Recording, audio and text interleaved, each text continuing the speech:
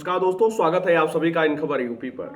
मेरठ के किसान द्वारा खुद को आग लगाकर खुदकुशी करने वाले मामले को लेकर अखिलेश यादव ने बीजेपी पर जमकर निशाना साधा है। दरअसल अखिलेश यादव कल बलिया पहुंचे थे क्योंकि सपा कार्यकर्ता राजमंगल यादव का निधन हो गया है। उनके परिवारजनों से मुलाकात करने के लिए अखिलेश यादव कल बलिया पहुंचे। यहां पे मीडिया से बातचीत करते समय जब पत्रकार ने ये सवाल पूछा कि उत्तर प्रदेश में किसानों की ऐसी हालात हैं और मेरठ में ऐसा मामला देखने को मिला है, इसके बाद अखिलेश यादव ने जमकर बीजेपी पर निशाना साधा। अखिलेश यादव ने कहा कि सरकार जीरो टॉलरेंस का इस्तेमाल करती है, नारा देती है, इसलिए देती है क्योंकि गरीब व्यक्तियों को ये समझ ही ना आए कि ये है क्या। जरा भी सुनिए कि अखिलेश यादव ने क्या कुछ कहा है। जो है आग लगाने की कोशिश की है क्योंकि वन विभाग उसकी जमीन पर कुछ करने जा रहा था। क्या कहना चाहेंगे सर, किसानों की क्या स्थिति है प्रदेश के अंदर? बीजेपी के लोग जीरो टॉलरेंस कहते हैं करप्शन के लिए। ये जीरो टॉलरेंस उनका जीरो हो गया है और जब एसडीएम और अधिकारियों के कार्यालय न्याय नहीं दे रहे हैं तो मजबूरी में उसको आत्महत्या का रास्ता अपनाना पड़ा।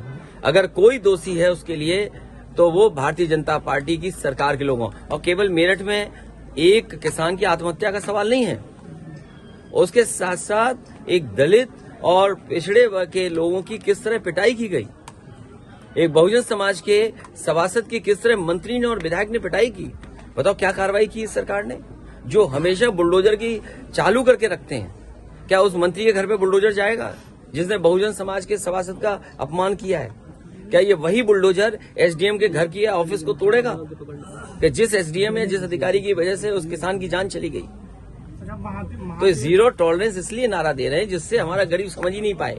गरीब समझ रहा ना जाने कौन सा फैसला ले रहे हैं जीरो टॉलरेंस से। इन्होंने कहा जीरो टॉलरेंस हमारा करप्शन के लिए है। आज करप्शन क्या है? उसी का परिणाम है कि जान देनी पड़ रही है, और पहली जान नहीं गई है। इससे पहले बाराबंकी में, हैदरगढ़ में भी इसी तरह एक किसान अपने न्याय के लिए गया था, उसे आत्महत्या करनी पड़ी, जान चली गई।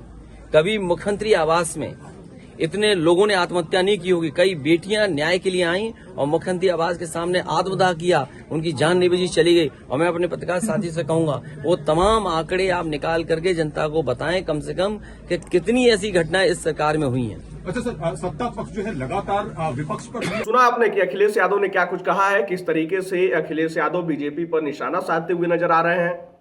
खैर, जिस तरीके से उत्तर प्रदेश में इन तमाम बातों का जिक्र किए हैं, उन्होंने ये भी जिक्र किया है कि ऐसा कभी नहीं हुआ होगा कि मुख्यमंत्री आवास के बाहर इतने लोगों ने आत्मदाह करने की कोशिश की हो।